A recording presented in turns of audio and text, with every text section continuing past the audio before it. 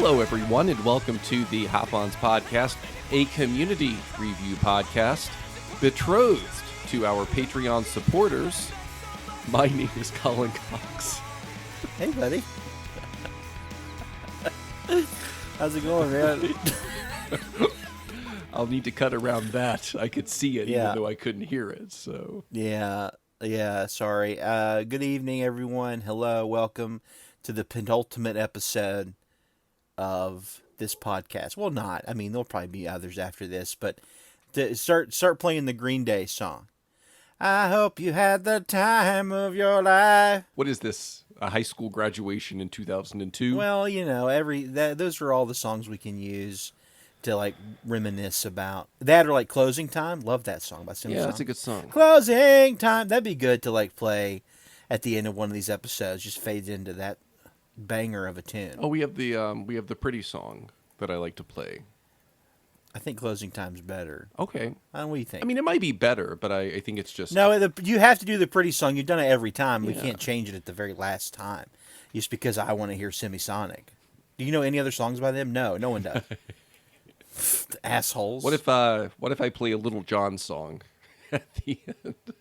Yeah! That's also a relic from like 20 God. years ago. John, we are here to discuss the penultimate episode of Community, Season 6, Episode 12, Wedding Videography. John, this episode originally aired on May the 26th, 2015, directed by Adam Davidson and written by Briggs Hatton, although it was Matt Gorley at the end of the episode playing Briggs Hatton. John, this is your IMDb plot summary. A marriage proposal in Jeff's law class exposes a connection between the future bride and groom. I think that's good. Incest alert. Do you think he screamed that? Why didn't they have him yell that? That'd have been cool. I looked up an interview with that guy, Eric Charles Nelson. Is that his name? I think the gentleman so. that plays Sure. Garrett. Just to see, is he like this? And what's he like in real life? Yeah. You know? Because I think some people put on a persona, but like I watched an interview with like Larry David and Curb. That's just who Larry David is as a human being. Eric Charles, he's the same. He's just this guy. Only Was he really? he doesn't scream everything. That's it. He's just this person. So Yeah, with Larry David, I'm not sure. Like, at what point has Larry David just become his persona from Curb? yeah, I mean, at some point we all have become Larry David from Curb. I mean, I think everyone that listens to this podcast has at one point become Larry David from Curb Your Enthusiasm. You had to have. Because you don't like people either. That's why you listen to this show. I get it. No, I would agree. What I recently saw a clip, I haven't watched this season, where I think John Hamm is playing a Larry David type, and they're talking about the appetizer apportionment and how everyone gets a third, and there's always someone who takes more than their third. Oh, that is true. That is very, very true. I think my anxiety is always sort of much like choose the form of the destroyer, like in Ghostbusters. My anxiety always chooses the form of Larry David. Oh, really? Just saying, can you believe these things? Yeah. One of my favorite Larry David moments is Curb season 2, maybe, when he sees his psychiatrist at the beach and his psychiatrist is wearing a thong, and he can no longer go back to see his psychiatrist. And I think about that, like how much that just is such a great like metaphor for my life and how I choose things. Yeah. Because if I saw anyone I know, a gentleman with a thong up his ass, I can't look at you in the eyes anymore as a person. It's over for us. So I mean, it's really that's interesting. how I feel. Yeah, like everyone from like Freud to Lacan, the way they theorize the way patients or the anal sand thinks about the analyst, there is this tension between knowing they're a real person and assuming that because they're an authority figure, they're in possession of this secret knowledge that they'll at some point communicate to you, which will then help you feel full and complete and self-actualized. But both Freud and Lacan would make this point. At some point, you need to start seeing the analyst as just as much of a lacking figure as you are. And I like how in Curb it's the moment he sees the person in a thong is the moment he recognizes the therapist as a lacking figure. Yeah, yeah. I'm really not trying to like make. I do want to talk about the episode. Earlier, we were recording. I recorded myself saying I did not like this episode that much. I think that was an overstatement. So go ahead and play the Barker bite shit so we can get it going. John Barker bait.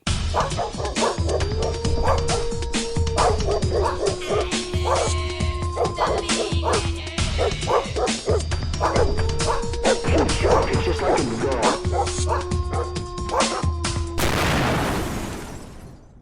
This biggity boy's a diggity dog.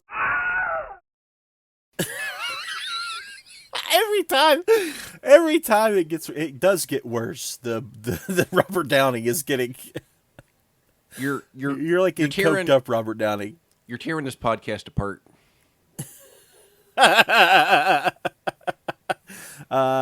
This episode, I would say it neither barks nor bites. Oh. It is an in between. It's a fine episode. I think it has, for me, it has the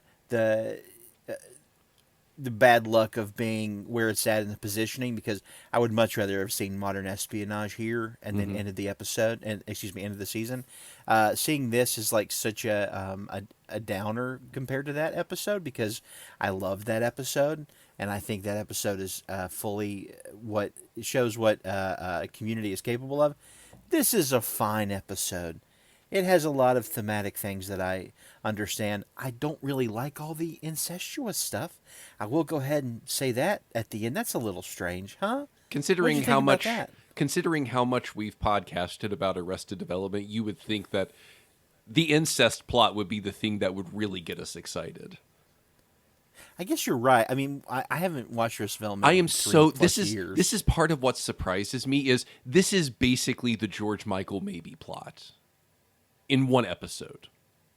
Well, no, it's not. I mean, there's so many things about Maybe that we don't even know. No, like, I mean, obviously, if she's even like a real person, she could have been created in a lab somewhere. Oh yeah, that's what we're getting, no. Well, I mean, I guess the point is they think they're cousins, or they don't have definitive proof that they're not cousins. Right. But just like I see what you're saying. Yeah. A lot of the like kissing cousins shenanigans are afoot in this Kissing episode. cousins shenanigans.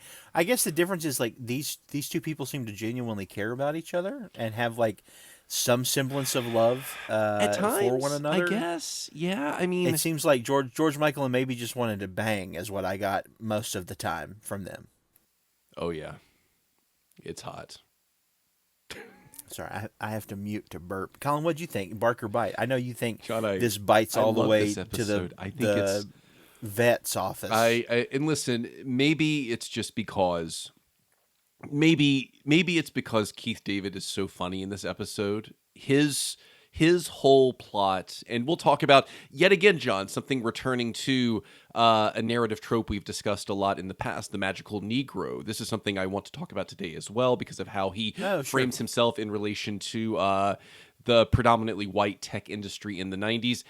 It is so incredibly funny, and I think there's a lot of interesting things happening here. And I'll say this. I totally agree with you. I don't know why this is the penultimate episode. Now, there might be some production reasons why. And while that's interesting, I think part of what's troubling about this episode is how it betrays the presence of, or it betrays the lack of a larger narrative for this whole season. It just feels like this is another like episode of Community, and it doesn't feel like this follows naturally from the past episode. And I think a lot of the episodes this season feel that way, where, and listen, all sitcom seasons feel this way to some degree, but there are those episodes that need to, that like the creators and showrunners need to position in certain places because maybe they want to tell a larger narrative across the season or across the show. I don't feel that way about most of the episodes in this season, save maybe the first two episodes and the final episode. The rest of them, you could just shuffle those around any way you wanted, and I'm not sure it would matter that much. So I think that is a problem, maybe not so much with this episode, but with the season itself. But Sure. I think this is an interesting episode because of how it explores what it means for this group to be a group. I think I am quite skeptical of Frankie and the way she frames all of this. And this is something else that I want to talk about as well, because she keeps using this language called codependent and gesturing towards the idea that all of these people are codependent. I did a bit of reading about codependency, and she makes it sound like it's this concrete psychological dynamic that, at least from what I understand, it's actually not. But I think that's an interesting thing to discuss because of what it might reveal or suggest about Frankie. But yeah, and plus, like, I think there are aspects of this episode that feel a lot like Arrested Development. I think there are some weird, eerie aspects that might feel a lot like Twin Peaks. That's another reason why I thought you would like this episode, is because it feels like a weird, eerie episode at times. The way they exist in the apartment, it feels like a space out of time and space because no one seems to understand how time works. I'm not trying to suggest it tonally feels like Twin Peaks. I know, I see the face you're making. That's fine. That's fine. But I think it definitely feels like Arrested Development at times. And that's something that I like as well about it. But also, I just think it's funny. I think it's interesting. I really dig this episode. Elroy shouting, "Now there's a man who knows how to marry his cousin," is one of the funniest things I've seen really ever in a show. That's hilarious. Yeah, again, I think it's fine. It's right down the middle episode, Colin. I have to tell you, I just drank a lot of the bourbon, and it's just started to kick in before we started talking about all this stuff. Oh, can I before your before? Yeah, go ahead.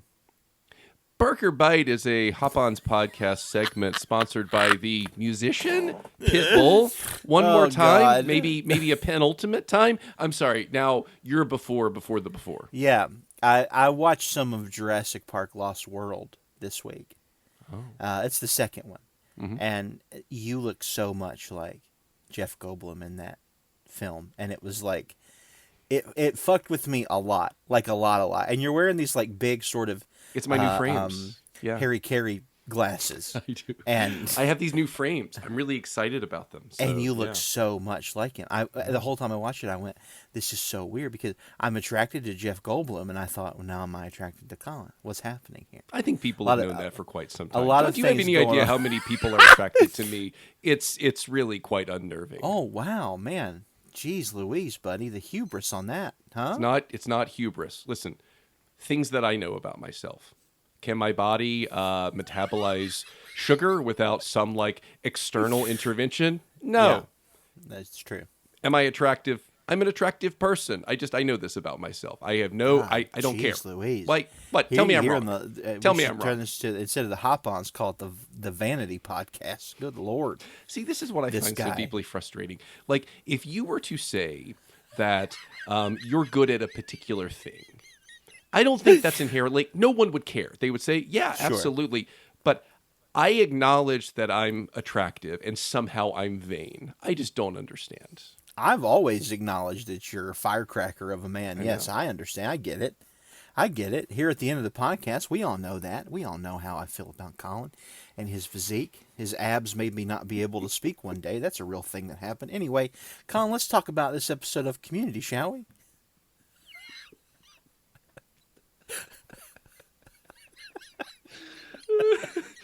Okay, so Abed's not in this episode. Okay. Well, I mean, is that it's interesting. I looked up where this falls, like in people's sort of spectrum of best worst episodes, and it's way up there on the best list, which is fascinating to me. I think out of like the 100 episodes, however many there are, it's always like firmly planted in like the high 30s, like 29, 30, which is fucking wild. And they all the reviews I read said that Abed's not in this episode. Yeah. Does that matter? Does that matter that much? Well, I think it's worth discussing. Now, I can tell you there's a production reason why he's not in the episode. He was off. I think Communities shared this, but I think maybe I knew this before. He was off filming a pilot for a different show. So they they framed, I think they wanted to do this episode, but I think they framed it the way they did, and the conceit is the way it is because they basically knew they would need to film it without Danny Pudi. But I don't know, John, what do you think? Like, because this is in addition to being an episode with a marriage plot, which is something I want to discuss, this is another Abed documentary episode. Does the episode miss Abed, do you think? Because he does have a presence, a kind of like inserted after the recording or after the filming of the episode. He's inserted back in with as a voiceover figure. But do you feel like he's missing at all from this episode? I think the episode would have done better with more of him there. But it is fascinating to see him directing what we get to see as an audience, I guess. And this episode, I think, unlike his other documentary episodes, there was the Ken Burns one that he did. Excuse me. There was the one in season 1, maybe, where they tackled a lot of like the father issues stuff. Was that in season 1? That was early. That was like episode 3 or something. Yeah. I think this episode is obviously poking fun at like single camera comedies. Like they even make a reference to Jim from The Office. Everything feels like it's straight out of like a Parks and Rec sort of thing almost, except they're acknowledging the camera a lot more than those shows do. Not the camera, but the camera person. They're talking to him. I think this maybe later seasons of The Office, right? They were sort of known for There was like a whole thing with the sound guy and yeah, Pam. and like the guy who played Marky Bark. Yes, I Marky think Bark was the sound guy. Yeah, and I know that was pretty panned by audience. Like we don't. I think at that point you're breaking this sort of weird reality that you've created by acknowledging the crew. So I think they're doing a lot of work there at maybe poking fun at how these shows are shot or what you're seeing from them, and showing the exact opposite of what you should be seeing. If you're watching a wedding episode of a show, you're going to see like the bride getting ready, the groom getting ready, things along those lines. And here you're just seeing a bunch of idiots standing around drinking and losing track of time. And then we've talked a lot about how the study group itself is probably worse for Greendale in the long run, and I think this episode does a lot at just showing that. So yeah, it's interesting to see how Abed would direct all this. Yeah.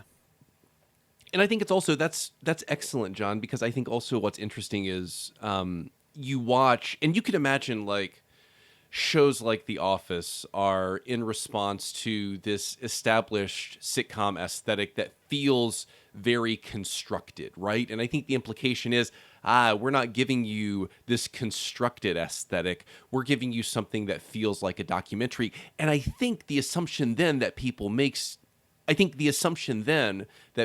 is, well, that aesthetic is real, and there's this like fake or fabricated aesthetic over here. But what's really cool, and I think you were gesturing towards this, what's great about this episode is how their inability to do this aesthetic correctly actually shows just how much of an aesthetic this is. Like The Office, it's not real. It's not a documentary. It's just as manufactured.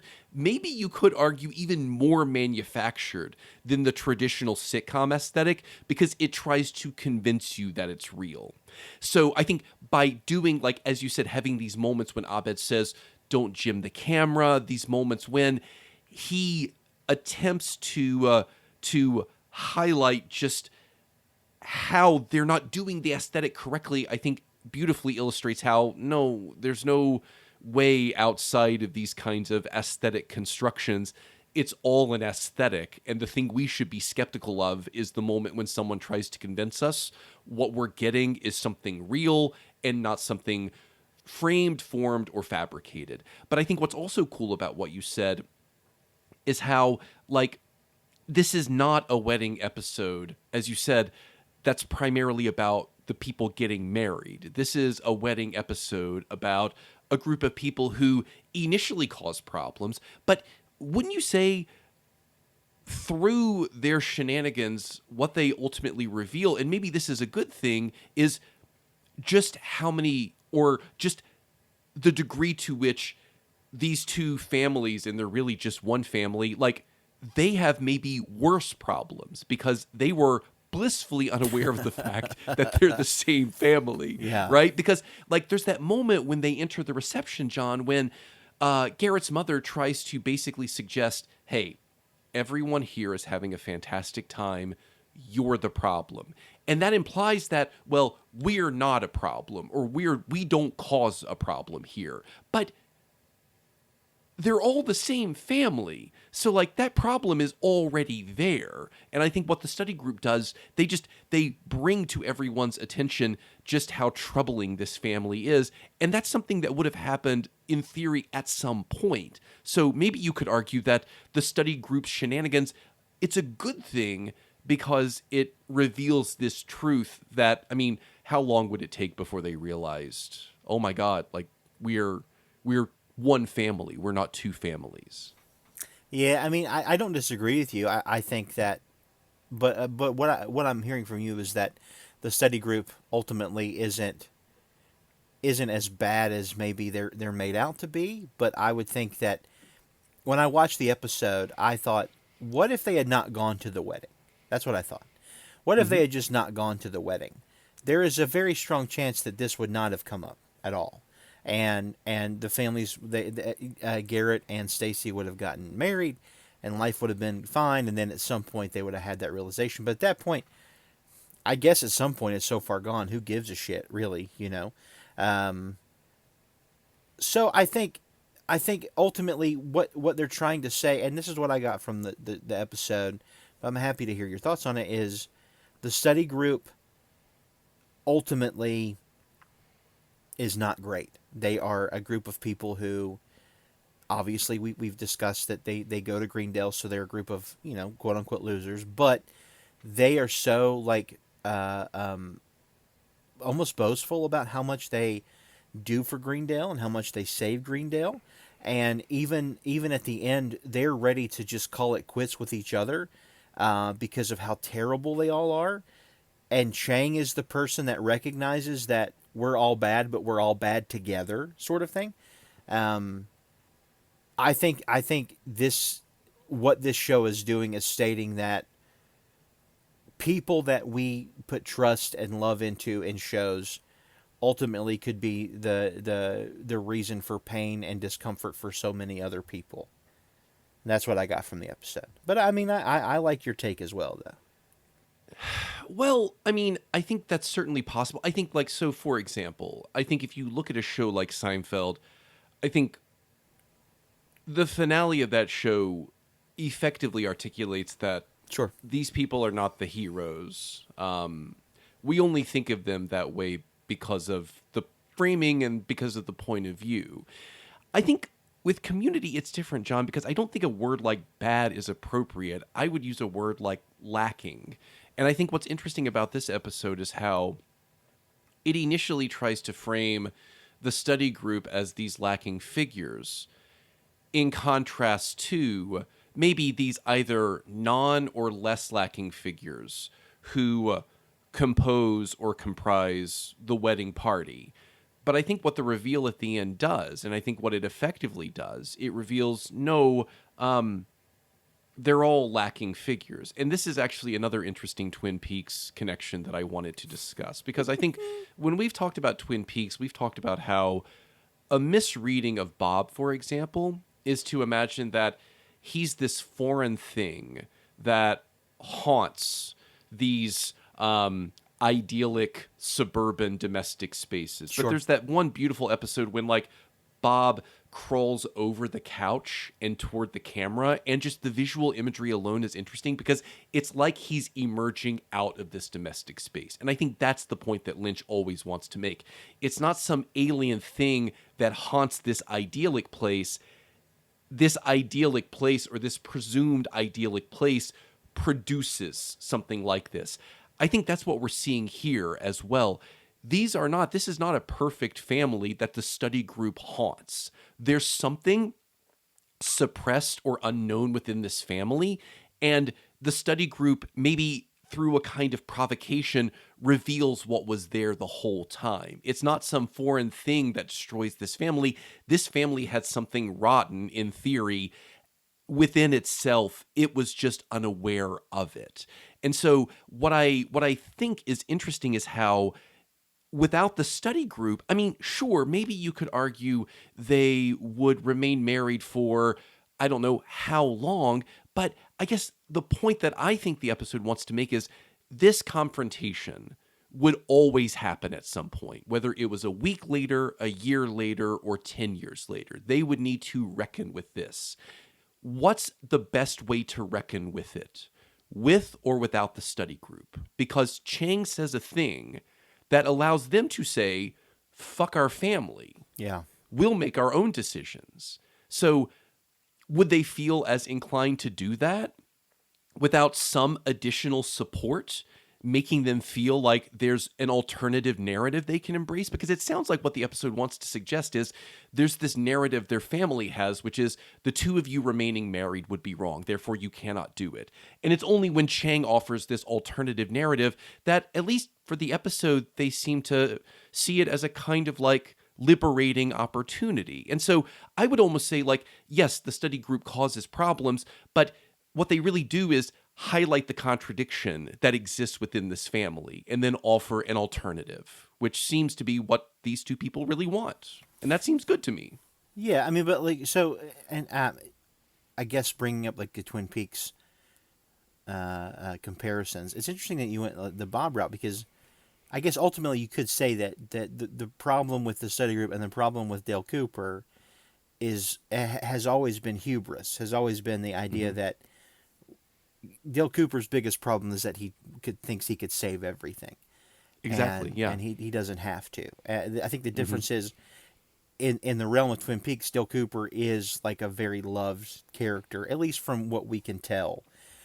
Here in Greendale, the committee's even called the Save Greendale Committee, but from what we gather, they are just a group of people that are not super well liked.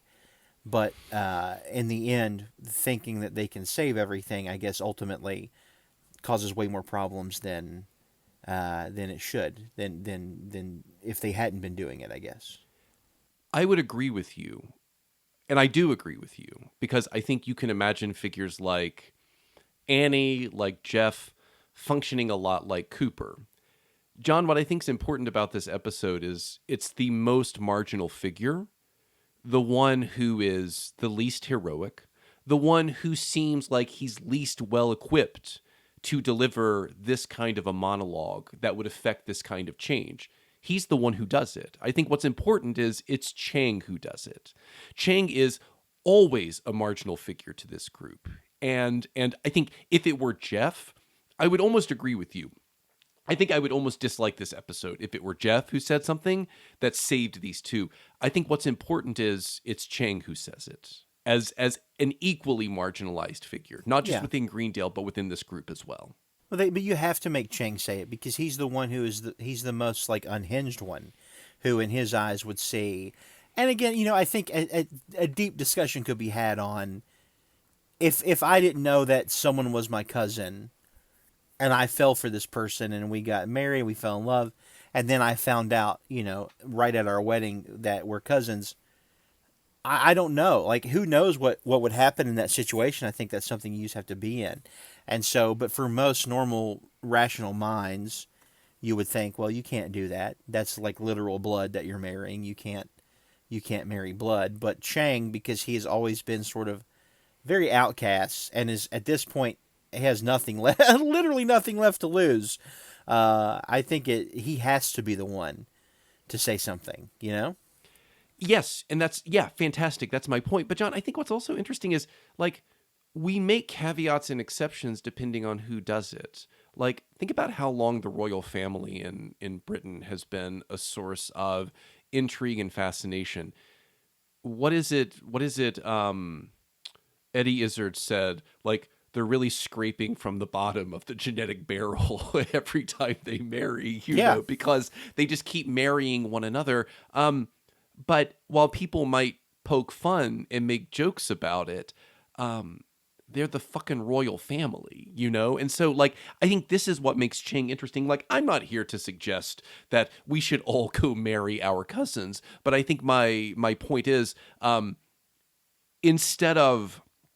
think Chang, you're right, is beautifully positioned to instead of just accept what seems correct, to at least, as you said, entertain the idea that what's really appealing to us in those moments is not some concept of what is right derived from maybe ethics or morals or any well-reasoned principle, but it's really just something like tradition, right? Like we traditionally don't do this, unless we're incredibly wealthy royals, and then we're expected to do it. But what I also think is interesting, like, and this is maybe a moment where we see a deviation from Arrested Development, they didn't fall in love knowing they're cousins.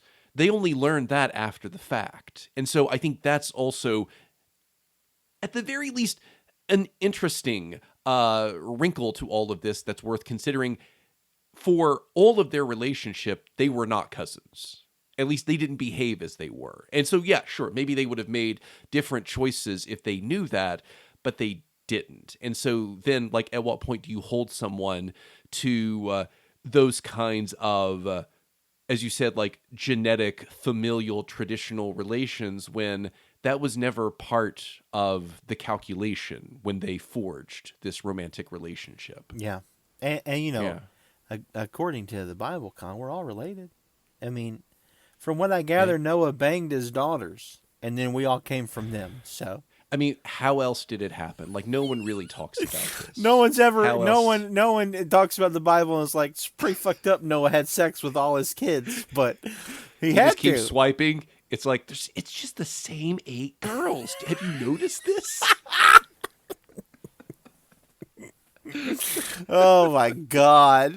It's just, her again? No, I already said no. My God, I guess it's I really I appreciate your take on it. I think my not distaste for the episode, but me not liking the episode as much as you, I think comes from, again, just where it's at seasonally, and I think it's not in a good placement. Fair. It's Modern Espionage was like revving up to something. Like, it's such a huge production of an episode. And this, I think you're right. I mean, I'm sure that a lot of cost things went into this. This is just like a 2-camera setup. There's no big, huge things in it. So much so that, you know, as you were talking about, the apartment feels like a very strange space. I don't know if I technically got that, but I see what you're getting at there. But I think this episode feels like a mid-season episode that you should just plug in, because we don't really get anything from it. It's not like we're leading towards some finality with this. It's just, here's an episode. It's encapsulated. It has a beginning, middle, and end, and then we go on with our lives. And so I think that is that's just like a personal thing. I think it's a bit of a letdown for me compared to Modern Espionage, which I think is the best episode of this season so far. So, well, I think, again, John, that's completely fair. Again, as I said earlier, I think there is a lot about this episode and its placement and how it reveals the lack of what seems like an overarching trajectory for this show in this season. And I suppose if one's thinking about this as a dedicated fan of this show, knowing there's only 13 episodes, I guess you could almost accept this if it were a 22 or 23 episode season, right? But if you only have 13 episodes, oh, for sure, yeah, you would think they would maximize all of them. And listen, again, there might be a variety of different production reasons why, and this happens with every sitcom, right? There's a variety of different production reasons why certain episodes fall where they do, especially if they don't seem to need to be placed anywhere.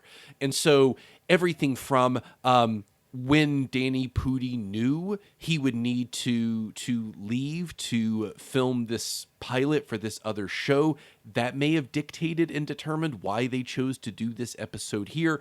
There's all sorts of reasons to do this. Because, John, I think you would probably say this, like, yes, let's have this episode here because of, let us say, and again, I'm just speculating, let's have this episode here because we know we won't have Danny Pudi for these maybe weeks, then do a different episode where there's just no Abed. I think, like, I would rather have this episode here with its flaws than to have a different episode without Abed. You know? Oh, sure. Yeah. Yeah. I mean, I agree with that. I think, but again, it is fascinating that the show is ultimately going to end at this point.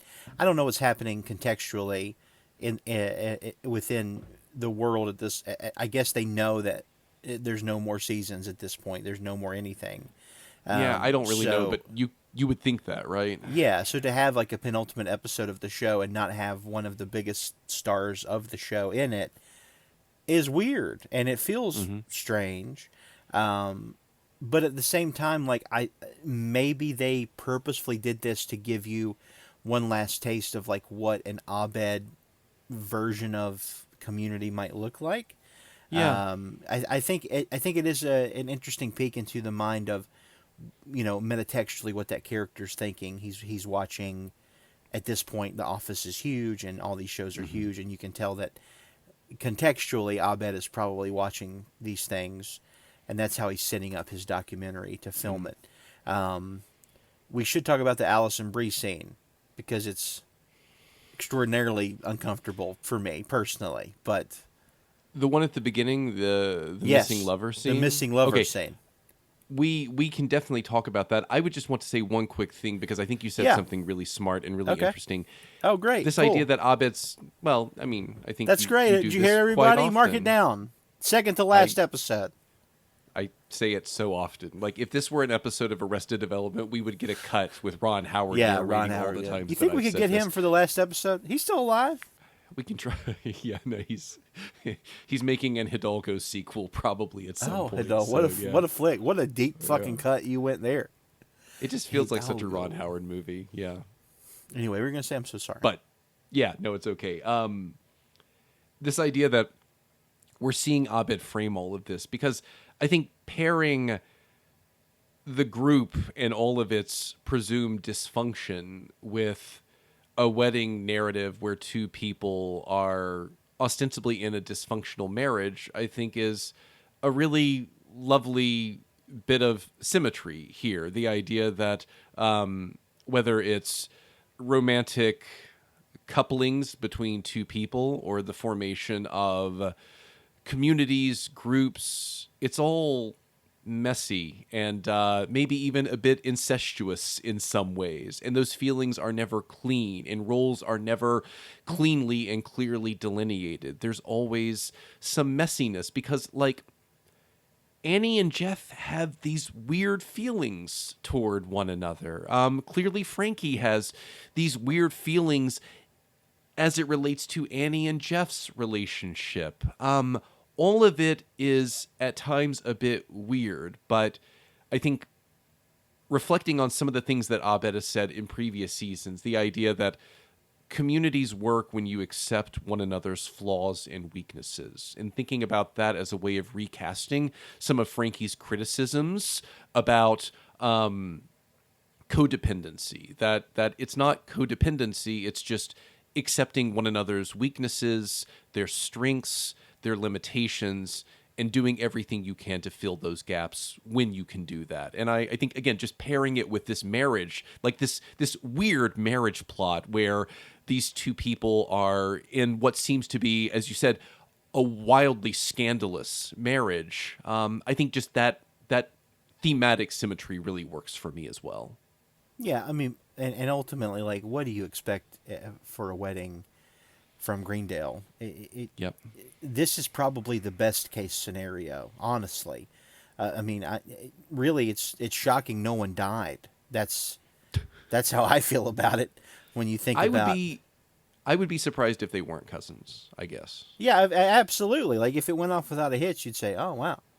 You would expect them to like get in a fiery car crash after the wedding was over. Like that's what would happen in like an Always Sunny episode. Someone would die at the wedding. Like as soon as that dropped, that their cousins, the mom, instead of passing out, she would have just dropped dead right there in the.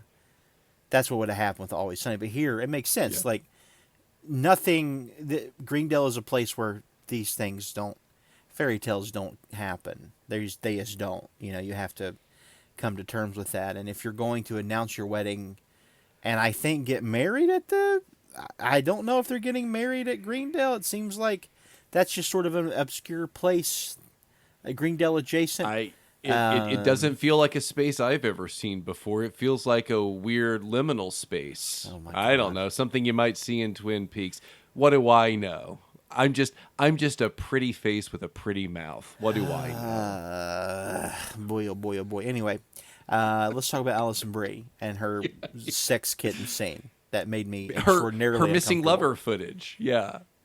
What a shit. When I watched it the first time, and there's a moment where it looks like she's looking at his dick at one point, I thought I had to pause it and look around and thought, am I high? Has something happened to where I have found a different episode?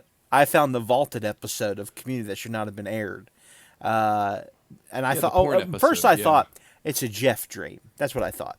I thought, oh, Jeff saw Abed filming this, so this is the Jeff dream of like Sex Kitten Annie. But no, it's just her filming this missing lover sequence for, I guess, some big film that Abed has planned down the road, maybe. Yeah.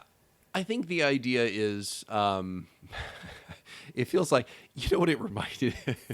Do you remember Minority Report? Yes.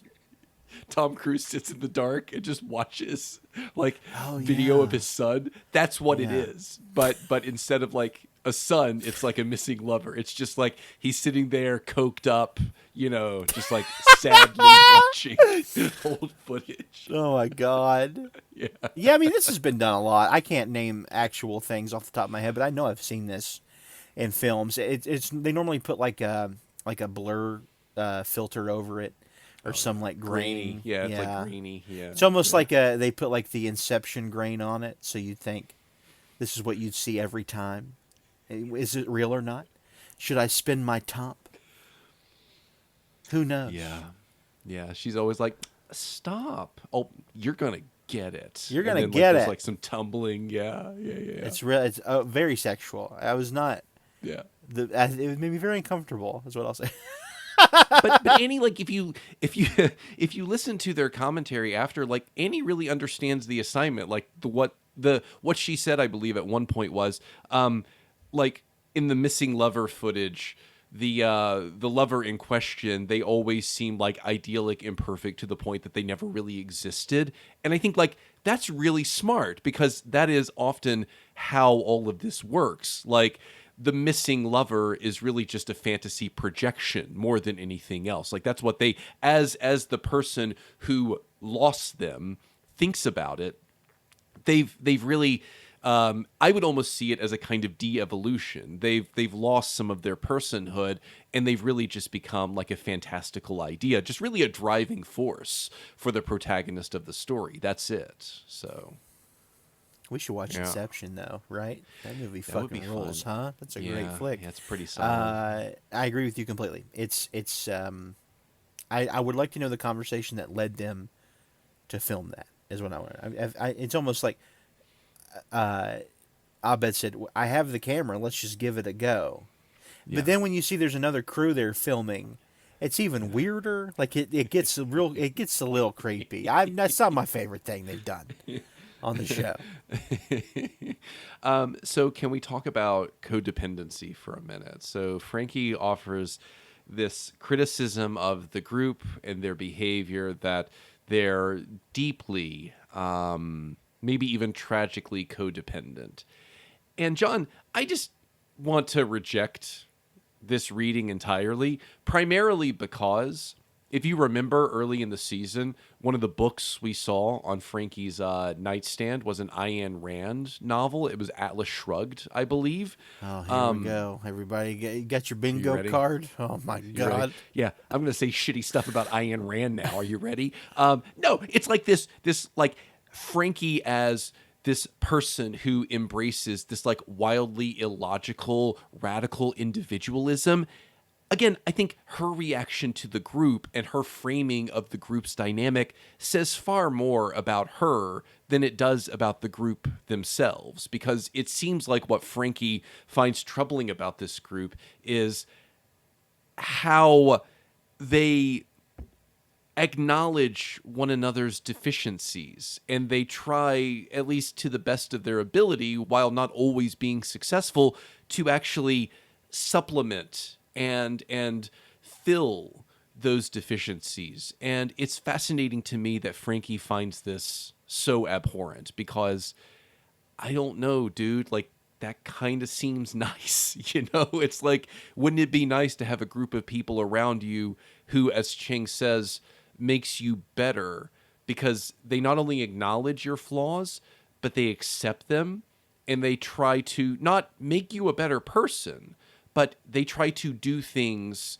and they almost at times, like, not mold themselves to you, but when possible, they just try to pick up that slack. And I guess in theory, you do the same thing for them. Like, this sounds, I don't know. I mean, you can tell me what you think. All this sounds really nice to me. I don't see the problem here. I think she's like, to me, she's misreading codependency as love. Yeah. Because, a group of broken human beings, you can look at that any way you want and think that it is like some type of codependent nature.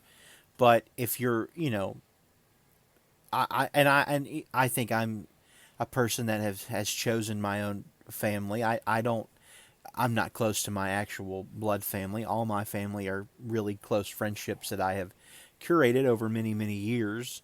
And I think I would never say that I'm codependent on my friends. I think that having a support system of people who are just as, as messed up as you are is a very important thing. Mm-hmm. And I think maybe Frankie can't come to terms with this idea. I think this episode in particular, she seems to be fighting that a lot. Really, and maybe that's, I think, not the best writing, because there's not really been a reason for her to do so. I think throughout the season, especially early on, she seemed like more of an empathetic character. I think early on she was trying to even like figure out how to handle each character individually. Like, she found that Abed loves film. There's that great moment in the RV episode where she totally understands how to talk to Abed. And Abed needs that. And I wouldn't say that's a codependent thing. I would think that's an empathy and love thing. And so this just feels out of place to me. I would agree with you. I think but I would say this. I think early in the season, all of her empathetic gestures, it seemed like, John, that was more of an extension for her of what it just means to be a good worker. Like this was her doing her job.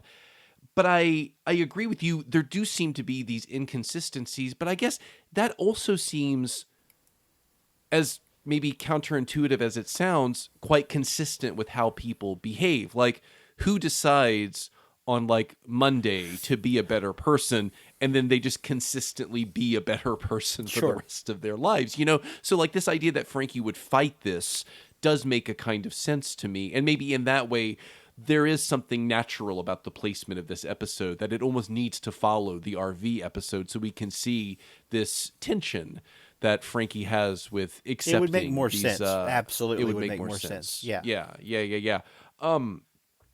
But I agree with you. I think there is.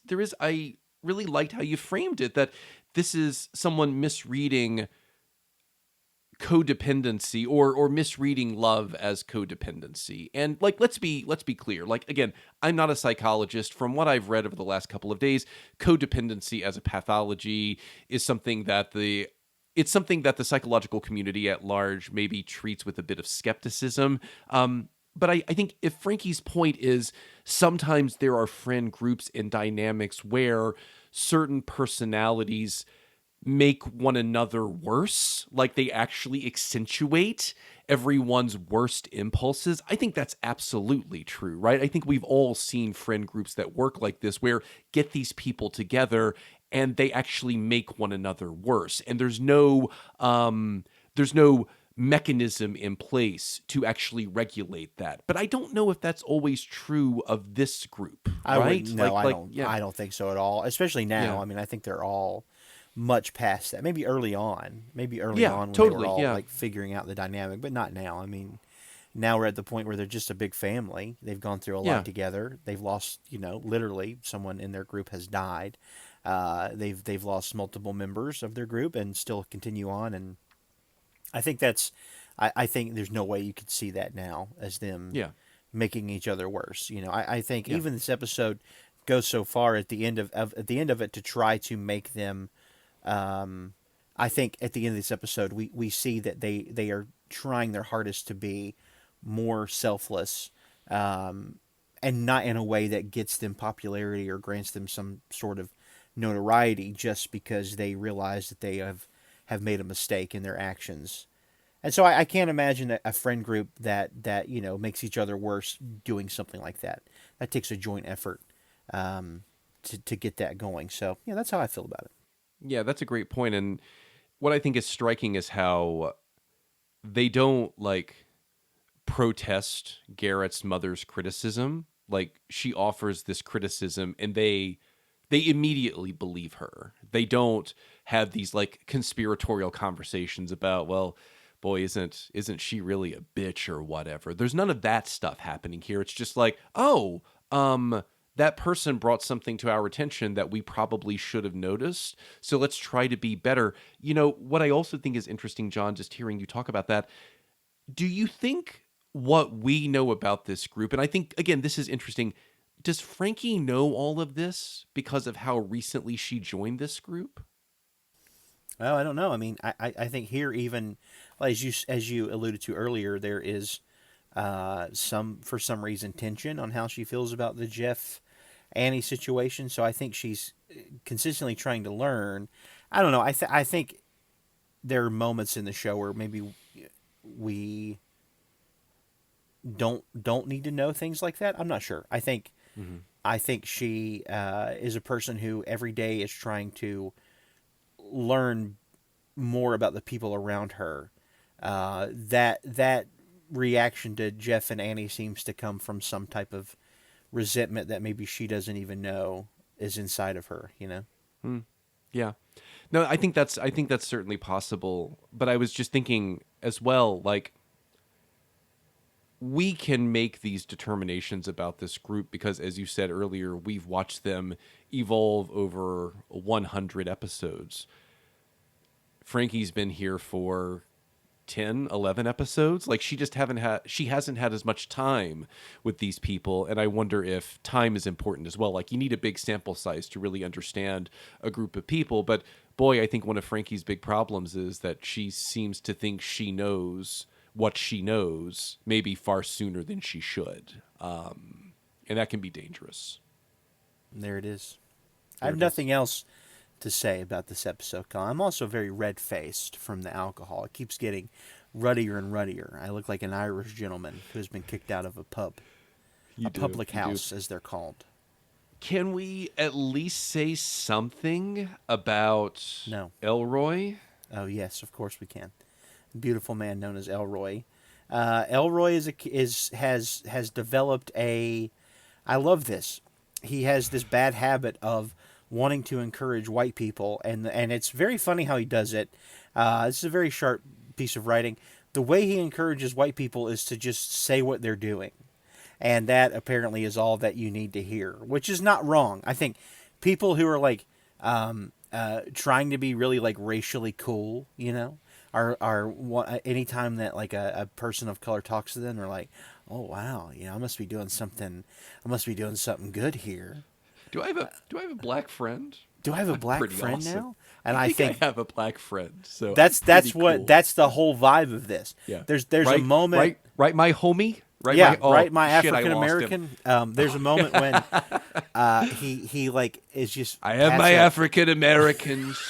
Look at my beautiful African Americans. Look at my African Americans. They love me so much. They say I'm the best, folks. That is the best. That is one of the best, more unhinged moments. Is when there was one black gentleman at a rally. Look at my African American. Did he have like a sign that said like "Blacks for Trump" or something? Yeah. And Trump was like, "Dance for me." Anyway, no, he didn't say that. Shuck and jive. I like a good shuck and jive. I hear you can shuck and jive. We need to have both. It's very important, folks, to have both. No, but this makes me realize how smart Elroy is as a character. He's fucking brilliant. He really is. Yeah, well, but it's also like this interesting subversion because there's a lot in this episode that's borrowing quite heavily from like established narratives or narrative tropes. One of them is the marriage plot, which we didn't really have an opportunity to talk about, but just the way that this episode works as a subversion of the marriage plot in interesting ways.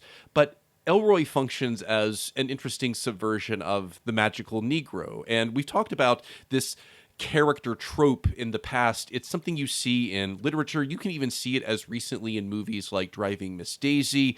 The Legend of Bagger Vance, I was perhaps. about to get there. Where a literal magic black magical- man teaches Matt Damon how to play golf. Wow. We have absolutely talked about the Legend of Bagger Vance on this podcast. So what you see in movies like that, what you see in stories like that, and even to some degree in a movie like The Help, which or technically the book and the movie The Help, which I think at least aspirationally wanted to challenge some of these tropes, but as I understand it, in attempting to do so, only then reinforced a lot of those notions and ideas. But what you see is again these black characters who typically speak in a kind of like, I think someone like Charles Chestnut, who was a wonderful 19th century writer, would probably call this a kind of like slave dialect or slave vernacular or something appropriated from it. Sure. Again, you see it with the Will Smith character in The Legend of Bagger Vance. But because of their racial, because of their like racial particulars, they seem to have access to like this spirituality, which then like, I don't know, has elements of like magic that allows them to basically make like deeply flawed white people better. And again, it's just like reflexively recycled. I think Spike Lee popularized conversations about this like character trope that's both in literature, plays, film. But I think, John, what's interesting in what we see here is an interesting subversion of it, because this is not an episode that's really suggesting that one should be like this. It's Elroy understanding these racial dynamics and exploiting them. And we see that like he loses himself in it a bit, but I think at the very least there is a critique of it, which is interesting. This idea that Elroy knows what he's doing and he speaks to that, and Abed gives him space to speak to that. So like as a survival mechanism, he behaves like a magical Negro, but there is this level of, let us say, like dissonance where he, unlike, for example, Morgan Freeman in Driving Miss Daisy or the Will Smith character in The Legend of Bagger Vance, who seem blissfully unaware that this is the role they play, or even dude in The Green Mile, that's an even better one. Yeah. Nobody Yeah. knows. Did you know that the big black guy was actually Tom Hanks? Did you know that? They put a big suit on him. No, it was the Polar Express mocap. That's what it was. It was Eddie Murphy.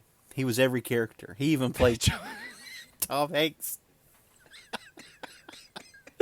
No, but you're absolutely correct. This is no. What's great about this is He also played the kidney stone that Yeah. Tom Hanks had to pass at some he's point through everything. the movie. Yeah. He was also all of Forrest Gump, which is fucked up. No, it's that's when Elroy's constantly like sort of winking at the audience, and he knows that he's in a room full of dum-dums, so it's good. I love it. Yeah. No, it's fantastic. Quickly. Do you like marriage plots in stories? I don't give a fuck about them. I think when I was, it's interesting. When I was younger, the marriage movie was like a fucking yearly experience that I had to live through, and it's all because of what's it, Father of the Bride. Remember that one with I Martin do. Short and Steve Martin?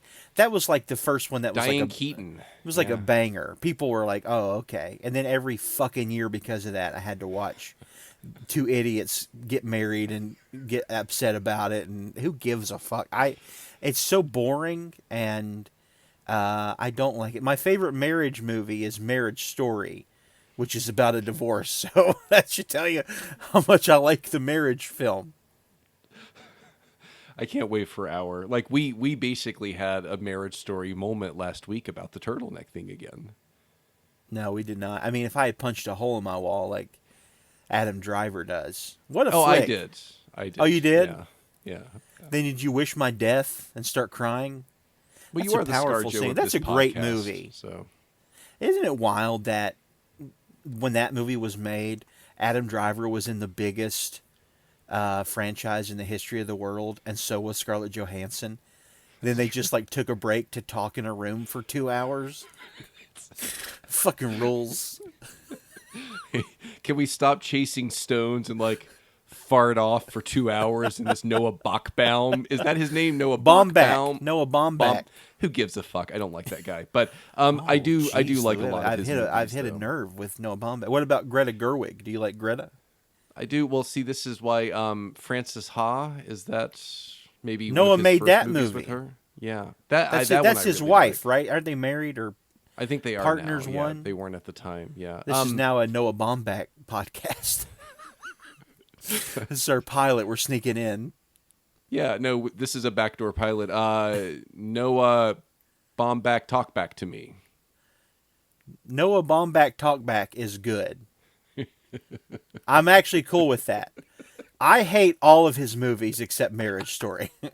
So the You don't like podcast. Frances- Wait, you don't like Frances Ha? Really? I don't think I've seen it. I've seen I think The you would Squid like and the Whale, which made me want to jump off a roof onto a semi and then get hit by a semi at the same time. What a bad movie. And I watched Rachel at the Wedding. Isn't that one of them? Maybe, yeah. There's one with Jack Black in it. I don't know. His movies are bad, except Marriage Story is quite good. Yeah. But I'd watch Adam Driver do anything, honestly. Well, I think this is still on Netflix. He adapted, and Greta Gerwig's in it, Adam Driver's in it. He adapted a Don DeLillo novel called White Noise. It's a stunning novel. Do you want to hear something funny about the white noise, the word white noise? Please, yeah. A long time ago,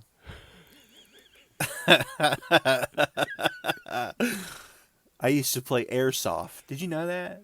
You know what airsoft God, is? I played with you. Oh, yeah. you did. So you remember our we friend played Dietrich? together. You remember Dietrich was this like 600-pound black guy. Dietrich Adateo is his name. Passed away. Love that guy. But he nicknamed me White Noise. Why? I don't know. But I have a shirt from He like never our told airsoft you. team. And on the back of it, it says White Noise. So I've always like, what a good name.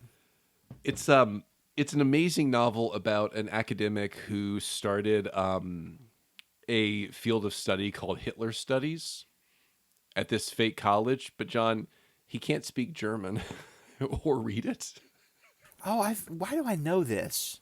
Did this just... It's one of the most celebrated novels of the 20th century. It's very funny. Okay, well, there we go. This is Yeah. Thank you for checking out our Noah Baumbach Talkback. Episode 1 will be hitting all your podcatchers soon. I can't wait until we discuss Madagascar 2. You know he did script work Shut for that up, movie, dude. right? Did he really? I swear to God. Check his IMDb page. Yep. You know, David Schwimmer's in that. Did you know that? Is he really? He's No, I didn't. he's like the lion or something. I had no idea. I wanted to say whoa, but didn't that's realize- Joey's thing. What did Ross say on Pivot? Pivot. That was his thing. Anyway, Hi. every episode now we just sort of devolve at the end. Hi. Hi. That was his thing, I think. Yeah. All right. Ross. Ross. And then, That's very good. That was a very good Rachel. Ross. Have you ever heard my should Courtney just mix Cox that noise. impression? Please. I like to eat. Because she's a chef. Anyway, that's our conversation for season 6. Wait, no. Marriage. We didn't talk about the marriage plot. I wanted to say a little something Oh, about for it before fuck's we sake, go. hurry up. Okay, I'm sorry. Okay. When I think about the marriage plot, I think about Shakespeare comedies. Oh, One of the important things God. about the marriage plot, Hit that on the these bingo often card. happen at the end. You are deferring the end. See this? I'm keeping that one in. No, but like the marriage signifies a kind of like return to civility. It's more than just a union of two people. It's about, again, this like fractured maybe society or social group returning or harmony restored. What I again like about this episode, much like its subversion of the magical Negro, is how this is very much a subversion of the marriage plot, because the two people who are having or sharing a union are in doing so potentially fracturing a family. And that's, I think, just interesting. That's all I wanted to say. That's it. There we go. That was See, good. you made such No, a I big agree with deal you. about That's great. this. That's fantastic. Yeah, no, yeah. I know I read stuff. Okay, here we go. John, are I we read done? stuff? No, I read stuff. I read books. I read good. We both know. If this is your first time ever listening to this show, you know which one of us reads more, and it's not me. Everybody can gather that. I don't know if I said more. I just said I read. I don't stuff. read ever, John, unless that's it's not the true. package to some ice cream. Colin, that's our discussion for episode 12 of season Segments. 6, Wedding Videography. Oh, you got it. That's I good, remembered John. the fucking thing. I'm sorry. You said you didn't read, so I just assumed you didn't read it. But you just look like you pooped. I did. Who makes the dean's list for you, Colin? Wow, who's my best performance? Why are you thinking? Garrett? No. What? I don't know. Elroy. No, I don't- Elroy's the best he's- performance in this. I know. I was being nice. I wanted you. We to can say both Elroy. choose the same person. What's the second bit called? John, I need you to check the That's it. syllabus. This is where you identify your favorite bit of metatextual referencing and intertextual play. What do you got? I don't know if I have a favorite bit. I mean, I do like the commentary on just how boring those sort of single camera sitcoms got towards the end. They wore their welcome out very quickly. Arrested Development did it best. And that's all I have to say about it. What about you, buddy? Maybe the subversion of the marriage plot. I think I like that a lot. Yeah. The subversion of the marriage plot. John, have you best seen lines? Dune 2, by the way? No, I haven't. Did you know I've the seen- subtitle for that? Don't. Dune it again. on. Anyway, they subvert that too. I don't have any best lines. Hit me with yours though, please. Yeah, I have a couple. Garrett's line. This is me, Garrett. I'm in your class. That was funny. That's very funny. Yes. Garrett says, "This is what I want," and then you can hear Jeff say, "Oh, Garrett." Yeah. Very funny. Yeah. The eccentric looking guy. What's happening? Everything's going wrong. That guy. It's a thing Britta says. Dude, this is a Britta line. Maybe Britta should be my Dean's List pick. She doesn't understand filmmaking. I lived in New York. That's great. Yeah. Please don't jim the camera. Okay, this is a Frankie line. Oh, I've been working and tending to my personal affairs. That was her response to, how's it been going? Oh, okay. Yeah. That seems like a Colin response. It does. Yeah, it does. Yeah.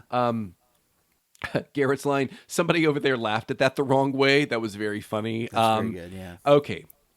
The thing Elroy says, John, in its entirety, and I won't read Here it we like go. Elroy. It's very long, by the way. My name is Elroy Patashnik, and from 2006 to 2009, I was addicted to encouraging white people. It started a simple survival. The tech industry in the 90s, this face, this voice, they're either going to help you or hold you back. So you tap the gas because, well, why tap the brakes? I will do that part.